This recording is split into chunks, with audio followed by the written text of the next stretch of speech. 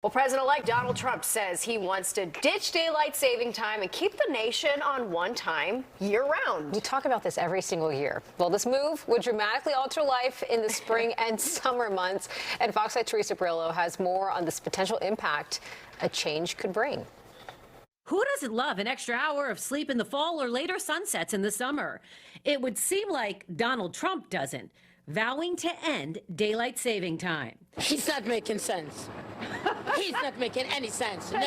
Trump isn't alone in his dislike of the manipulation of time. Others have tried and failed to end it. So to better understand the disconnect between daylight saving and standard time, folks, first, let's go back to the beginning. The origins of daylight saving are as debated as the issue itself. Ben Franklin often gets blamed, but he suggested waking people early as a joke to make fun of people who were sleeping in Paris at the time.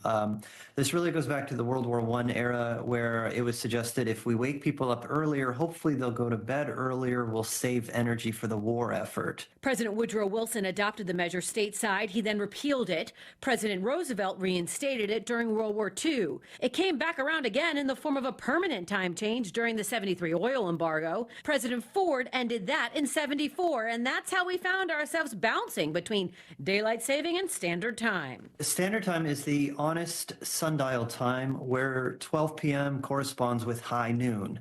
It turns out that balances the morning light and the evening light, which can help our circadian rhythms. Standard time, folks claim eliminating a time change will reduce car accidents, lower obesity rates, and rates of depression.